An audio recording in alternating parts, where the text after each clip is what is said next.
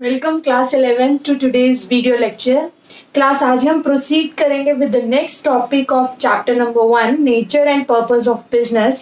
So class if you remember, तो हमने last class में डिस्कस किया था about the 3 basic economic activities. जो हमने इकोनॉमिक एक्टिविटीज की 3 कैटेगरीज होती हैं, business, profession and employment.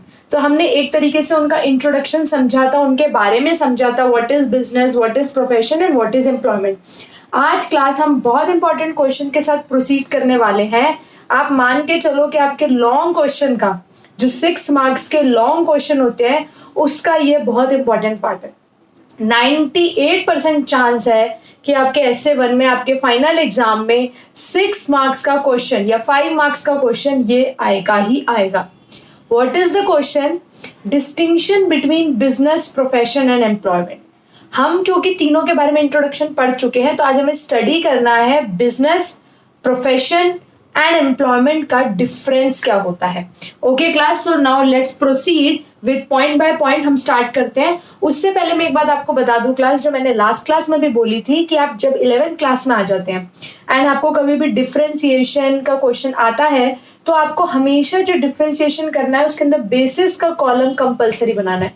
It's not like that कि आप बेसिस के बिना डिफरेंशिएशन करो, नो, वरना आपको मार्क्स नहीं मिलेंगे पूरे। बेसिस आर वेरी इंपॉर्टेंट कि किस बेसिस पे आप जो है डिफरेंशिएशन कर रहे हो। So class let's proceed with it.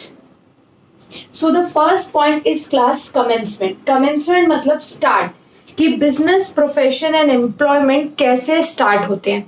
तो क्लास बिजनेस स्टार्ट होता है with the decision of entrepreneur, यानी कि जो ओनर है, जब उसने डिसाइड कर लिया कि मुझे बिजनेस करना है।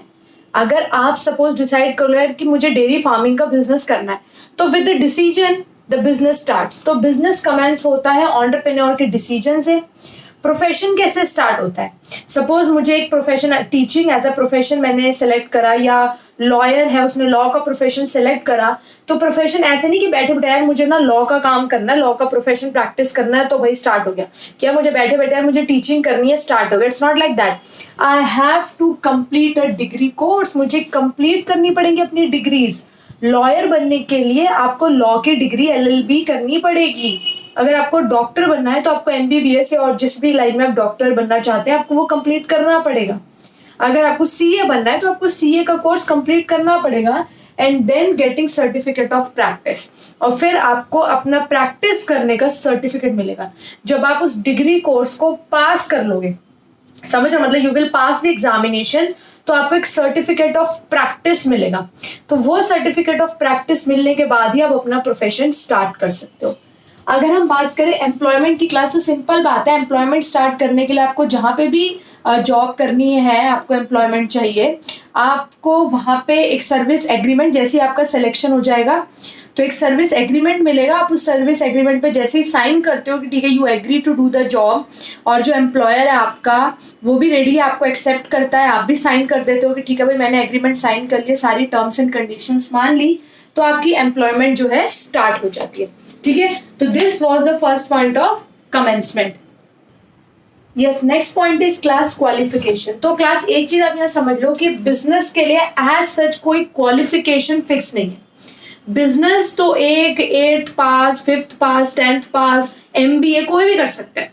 तो बिजनेस के लिए एज सच कोई मिनिमम क्वालिफिकेशन नहीं चाहिए, बिजनेस कोई भी कर सकता है।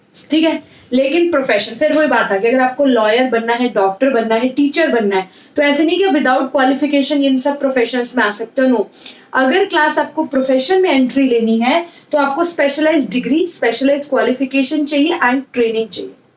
ट्रेनिंग भी चाहिए होती है, ऐसा नहीं कि आपने डिग्री ले ली, एग्जाम पास कर दिया एंड आपको सीधा लॉयर या टीचर बना दिया।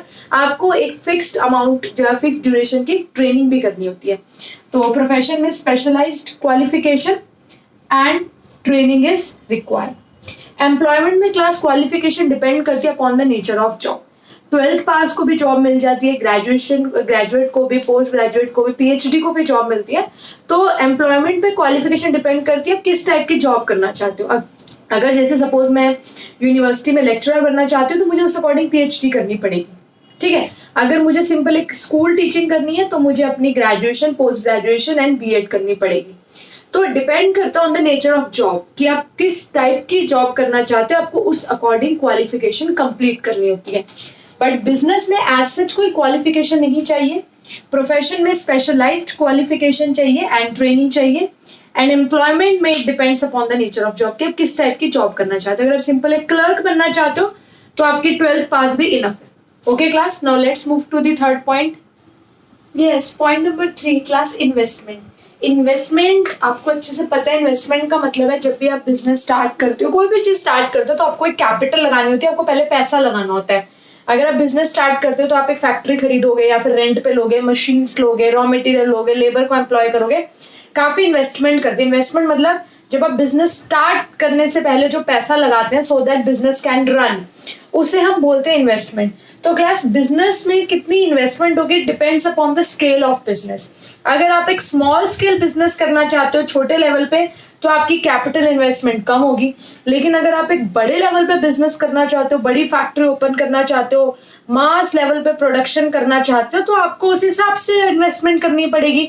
आपको बड़ी फैक्ट्री खरीदनी पड़ेगी या रेंट पे लेनी पड़ेगी, बहुत सारी हैवी मशीनरी लेनी पड़ेगी, बहुत सारा रॉ मटेरियल लेना पड़ेगा। तो depends on the scale. Small scale business है तो छोटी इन्वेस्टमेंट है, अगर आपका लार्ज स्केल बिजनेस है तो बड़ी इन्वेस्टमेंट है। तो it clearly depends upon the scale of business. अगर हम बात करें प्रोफेशन की क्लास, तो लिमिटेड कैपिटल इन्वेस्टमेंट, बिजनेस के जितनी कैपिटल इन्वेस्टमेंट नहीं चाहिए। अगर एक डॉक्टर है वो एक छोटे से एरिया में भी क्लिनिक खोल लेगा तो उसका काम चल जाएगा। एक लॉयर है वो छोटे से रूम में भी एक ऑफिस ओपन कर लेगा तो काम चल जाएगा।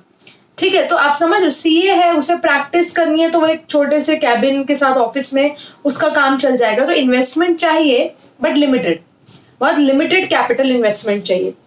एंड एम्प्लॉयमेंट में कोई इन्वेस्टमेंट ही नहीं चाहिए।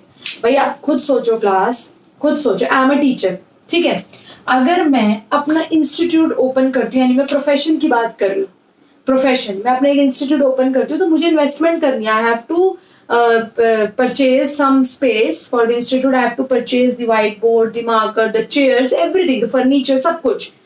तो मैंने इन्वेस्टमेंट करी। लेकिन अगर सपोज करो मैं किसी स्कूल में जॉब करती हूँ, मैं बात कर रही हूँ एम्प्लॉयमेंट की। अभी अगर मैं अपने इंस्टीट्यूट खोलती हूँ दैट इज प्रोफेशन। अगर मैं बात करती हूँ एम्प्लॉयमेंट की कि मैं किसी स्कूल में जॉब करती हूँ, तो आप मुझे बताओ मुझे क्या इन्वेस्टमेंट करनी पड़ी? क्या मुझे स्कूल की बिल्डिंग खरीदनी पड़ी? क्या मुझे स्कूल में जो बच्चे बैठेंगे उनके बेंचेस खरीदने पड़े? क्या मुझे ये व्हाइट बोर्ड परचेज करना पड़ा? कुछ भी नहीं। अगर मैं एक स्कूल में जॉब करती हूँ, I just have to go and teach the students, I will get salary in return. मुझे कोई इन्वेस्टमेंट नहीं करनी पड़ी।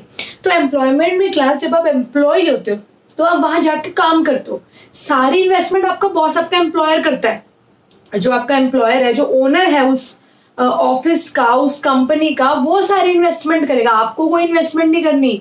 You just have to go there, do your work, month के एंड में आपको सैलरी मिल जाएगी, या अगर दिहाड़ी पे काम है जैसे डेली वेजेस का तो वेजेस मिल जाएगी, काम खत्म। आपको कोई इन्वेस्टमेंट नहीं करनी, इन्वेस्टमेंट ओनर करेगा सारी। तो समझ लो। तो क्लास बिजनेस में इन्वेस्टमेंट जो होती है, जो capital requirement, it depends upon the scale of business कि बिजनेस कितना बड़ा या छोटा है। प्रोफेशन में बहुत limited capital investment as compare to business. And employment में तो कोई कैपिटल इन्वेस्टमेंट है ही नहीं, क्योंकि वो ओनर को करनी है, एम्प्लॉय को कुछ नहीं करना। ओके, नेक्स्ट चीज आती है क्लास रिस्क। बिजनेस में क्लास हमेशा रिस्क होता है, याद रखना। बिजनेस मतलब रिस्क एंड अनसर्टेनिटी।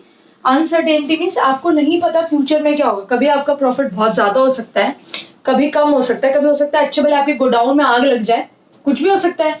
तो क्लास बिजनेस में रिस्क हमेशा रहता है, हमेशा अनसर्टेनिटी रहती है। आप एक प्रोडक्ट बनाते हो, आपको क्या पता कल आपका एक कॉम्पिटिटर आके खड़ा हो जाए, वो आपसे बेटर प्रोडक्ट लोगों को दे दे। आपको क्या पता कब एकदम फैशन चेंज हो जाए, लोग आपके प्रोडक्ट को छोड़ के दूसरा प्रोडक्ट लेने लग जाए। तो बिजनेस में हमेशा रिस्क रहती है, ठीक है।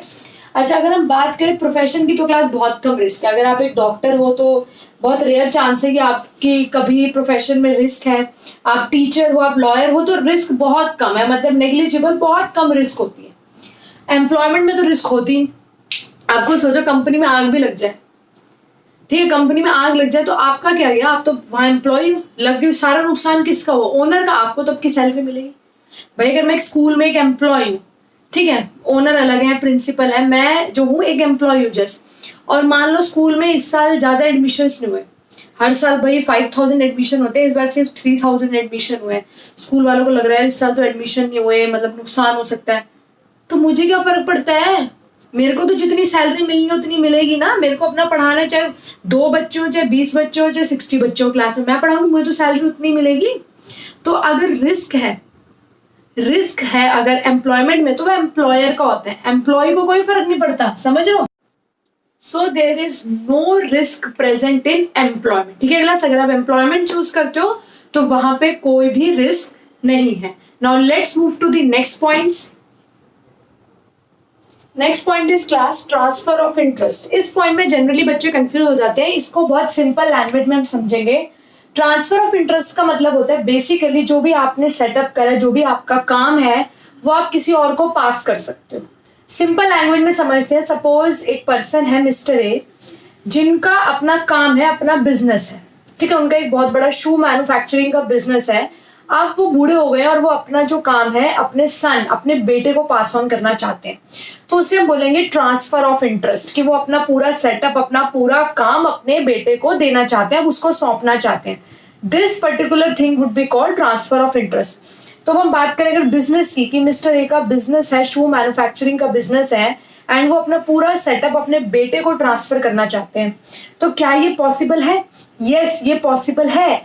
बिजनेस को आप ट्रांसफर कर सकते हो विद सम फॉर्मेलिटीज, छोटी मोटी फॉर्मेलिटीज होंगी, पेपर्स पे थोड़ा बहुत नाम चेंज होगा, जो पहले फादर का नाम था वहाँ कुछ इंपॉर्टेंट एरियाज में बेटे का नाम जो है चेंज कराना पड़ेगा, थोड़ी बहुत लीगल फॉर्मेलिटीज होंगी, एंड जो बिजनेस है वो पूरा का पूरा सेटअप ट्रांसफर हो जाएगा उनके बेटे को, ठीक है। यानी बिजनेस में transfer of interest is possible. अब आओ प्रोफेशन पे, इसी एग्जांपल से समझते हैं। सपोज करो मिस्टर ए जो है वो लॉयर, ठीक है, उन्होंने अच्छे से काफी पढ़ाई करी, LLB करी, LLM करी, वो लॉयर बने। अब वो बूढ़े हो गए, रिटायर होने वाले हैं।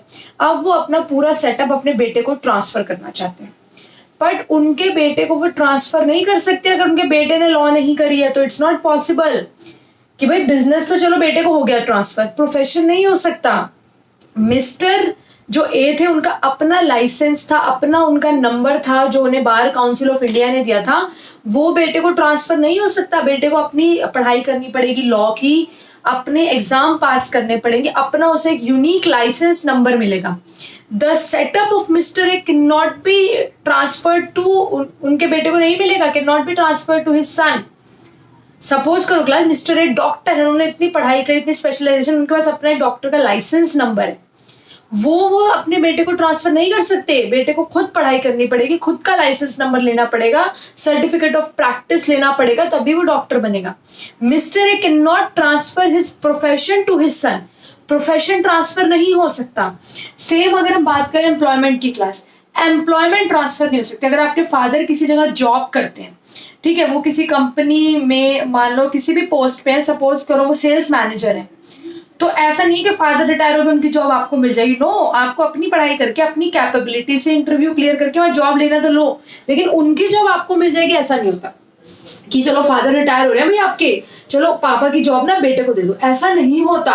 तो इस चीज को ध्यान रखना। ट्रांसफर ऑफ इंटरेस्ट, पूरा का पूरा काम का सेटअप, बिजनेस में तो आप ट्रांसफर कर सकते हो विद सम फॉर्मेलिटीज, प्रोफेशन में it's not possible, and employment दोनों में ही पॉसिबल नहीं है transfer of interest. Is that clear class?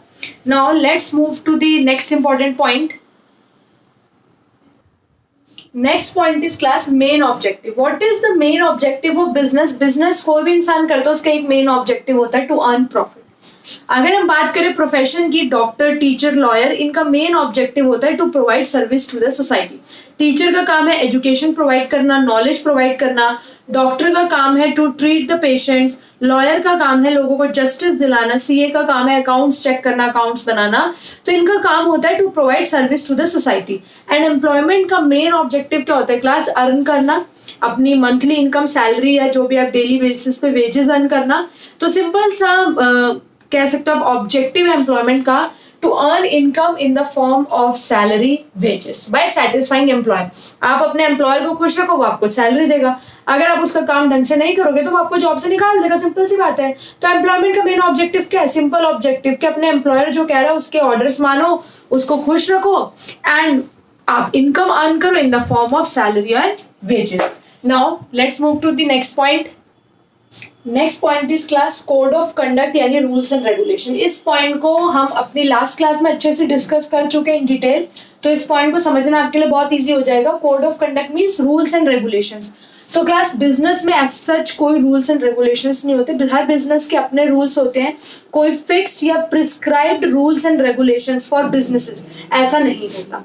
अगर हम बात करें प्रोफेशन की, मैं कह रही हूँ कि हमने लास्ट क्लास में डिटेल में डिस्कस करा है कि हर प्रोफेशन के ऊपर एक प्रोफेशनल बॉडी होती है एंड वो बॉडी रूल्स एंड रेगुलेशंस बनाती है अपने सभी मेंबर्स के लिए। जैसे डॉक्टर्स के ऊपर कौन सी प्रोफेशनल बॉडी होती है? MCI, medical council of India. CA के ऊपर institute of chartered accountants of India. For example lawyer, bar council of India. तो ये सब प्रोफेशनल बॉडीज, ये सब प्रोफेशनल एसोसिएशन अपने जितने भी मेंबर्स हैं उनके लिए रूल्स एंड रेगुलेशंस बनाते हैं कि आपको रूल्स एंड रेगुलेशंस फॉलो करने ही करने, अगर आप नहीं करेंगे तो उनके अगेंस्ट स्ट्रिक्ट एक्शन लिया जाएगा।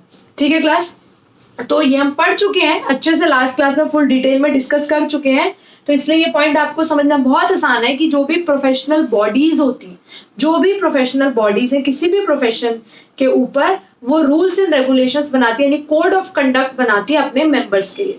अगर हम बात करें rules and regulations of employment, तो क्लास वो आपके सर्विस एग्रीमेंट में लिखे होते हैं। जब आप कोई जॉब ज्वाइन करते हो उससे पहले आप एक एग्रीमेंट साइन करते हो, उस एग्रीमेंट में उस जॉब से रिलेटेड सभी रूल्स एंड रेगुलेशंस मेंशन करे होते हैं। एवरी रूल्स एंड रेगुलेशन, जो भी एवरी रूल एंड रेगुलेशन जो भी आपको फॉलो करना है, जो भी रूल्स है, जो भी कोड ऑफ कंडक्ट है जॉब के, कंपनी के, वो सब उस सर्विस एग्रीमेंट में होते हैं। तो code of conduct as written in the service agreement. Okay class, now class the last point is reward, कि जब कोई भी पर्सन बिजनेस करता है, बिजनेसमैन बिजनेस कंडक्ट करता है, तो उसे अपनी पूरी मेहनत के एंड में क्या रिवॉर्ड मिलता है? प्रॉफिट। बिजनेस में इतनी मेहनत करने के बाद आपको एंड में जो रिवॉर्ड मिलता है दैट इज प्रॉफिट। अगर हम बात करें प्रोफेशन की रिवॉर्ड की, अगर हम प्रोफेशन में है कोई पर्सन, तो उसे एंड में जो रिवॉर्ड मिलता है उसे हम क्या बोलते हैं? फीस। डॉक्टर की फीस होती है, लॉयर की अपनी फीस होती है। अगर हम बात करें एम्प्लॉयमेंट की, तो क्लास एम्प्लॉयमेंट में हमें क्या रिवॉर्ड मिलता है? सैलरी और वेजेस। अगर आपका मंथली बेसिस पे आपको रिटर्न मिल रहा है तो दैट इज सैलरी, एंड अगर डेली बेसिस पे मिल रहा है दैट इज वेजेस। तो सिंपल सी बात है, रिवॉर्ड जो होता है बिजनेस में प्रॉफिट, प्रोफेशन में फीस, एंड एम्प्लॉयमेंट में सैलरी और वेजेस। क्लास मैंने फुल डिटेल में पॉइंट्स डिस्कस करे हैं क्योंकि ये बहुत इंपॉर्टेंट क्वेश्चन है एग्जामिनेशन पॉइंट ऑफ व्यू से, and I have discussed 8 points. Maximum जो पॉइंट्स हैं वो एग्जाम में अगर आएंगे तो 6 आएंगे, बिकॉज 6 मार्क्स का मैक्सिमम क्वेश्चन है। बट केस स्टडीज और इनडायरेक्ट क्वेश्चन में इनमें से कोई भी पॉइंट आ सकता है, इसलिए मैंने 8 के 8 पॉइंट्स कॉन्सेप्ट वाइज क्लियर करे। Is that clear class? तो बहुत अच्छे से आप इन सब पॉइंट्स को समझ लो, बहुत इंपॉर्टेंट बेस है आपका ये नॉलेज का। इवन क्लास 12th में भी the word profession and business आपके काम आएंगे, इसलिए बहुत अच्छे से इस कॉन्सेप्ट को समझ लो। कोई भी डाउट है class, just let me know so that we can clear the doubts in the doubt clearing session.